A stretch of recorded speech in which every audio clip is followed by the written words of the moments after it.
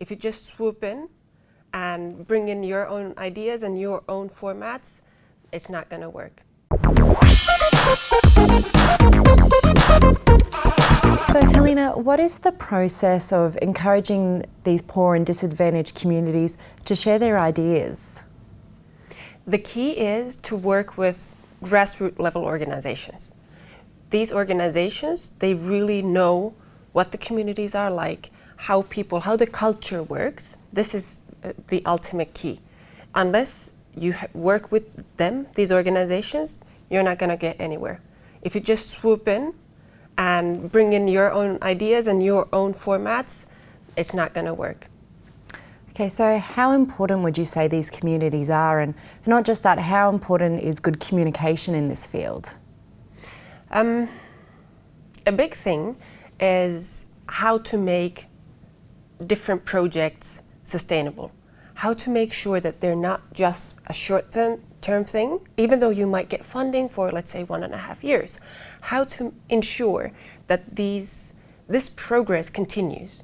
That's when the communities come into play. You need to work with the communities. You need to find the key people there. You need to really make sure that they understand that their active role is a key thing here. And you need to empower them, make sure that they know that they are contributing to something. Okay, so what would you say is the missing link for these communities? The missing link currently is that this bottom-up thinking doesn't really exist. There are some initiatives that encourage local communities to share, but it's not working as it should yet. But we're going into that direction because obviously we can't go anywhere unless we work together, really closely together with the communities, with the grassroots level organizations and with the key people. Okay, so obviously these communities have some issues. What is it that Better World events do to combat these? What we've done is we've created an event format. And I'm happy that you asked because it's a bit of a complicated thing. We've tried to combine a lot of things into the same concept. So I'm just going to walk you through it. We've created an event concept, event format, and it's very, very loose. It's very adjustable to different cultures because the idea is to operate globally. So we start with working with grassroots local organizations, partner organizations that have the same values and the same mission as our organization. We partner up with them and they support us in organizing these events. So for example, through them, we reach out to the people who we want to have participating in the event. So we organize this event and it's a kind of an idea generating process. People come in from these local communities, really, really just normal everyday people. People who have an idea, any idea. The idea can be science, it can be technology, it can be agriculture, healthcare, anything, as long as it has a positive social impact. So we encourage these people to come and participate, to share their ideas, and then we work together to make these ideas even better, to kind of make them more compact, and then we record the ideas, and then the final process is, and that's usually the part that is missing, is we find funding for these projects so that there is actually something that happens after sharing the idea. And then we try to really form a tight partnership with them and support them with this throughout this whole process, and then make sure that they are really engaged and take ownership of their idea so that it carries on long term. Okay, well, it definitely sounds like you've got a really good concept there. Where are you currently working at the moment? So what areas are, Better World events focusing on at the moment?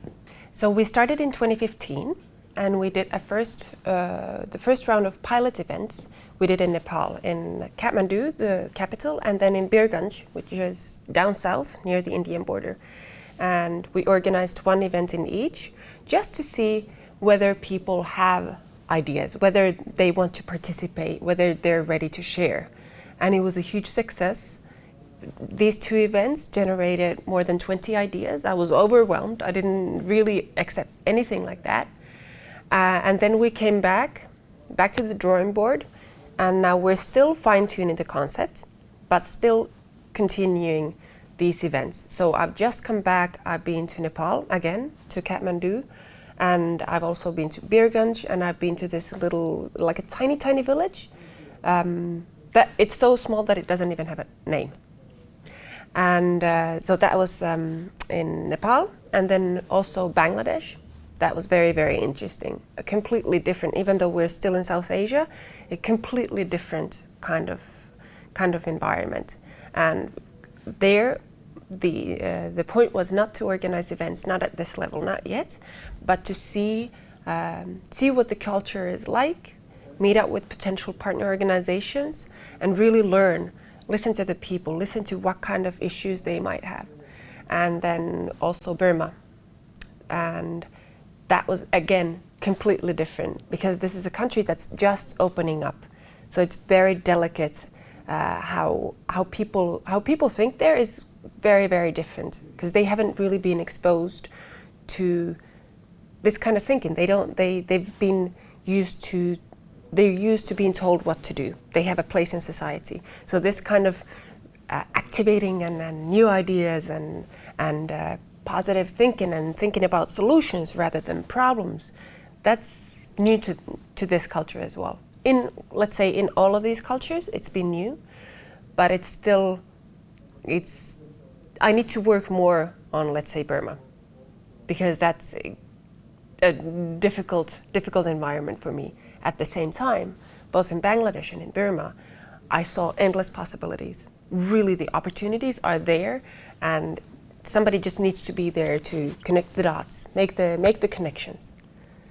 And then later on this year, we're going to start, because we're talking about impoverished communities and not developing countries. So we're also going to start working in Europe. We'll be going to Romania, and then also Spain and Portugal. Later on this year, so this is this summer, Europe. Later on this year, we're going to do Liberia in Sub-Saharan Africa, probably a neighboring country as well. And then in December, it's going to be Mexico and hopefully Guatemala. Well, it definitely sounds like an organisation that's going to make a big difference to a lot of people. And I thank you so much, Helinä, for coming in and chatting with us today. Thank you. That's all from myself and Helinä. Thank you for watching, and remember to keep clicking back to Duukoscopy TV.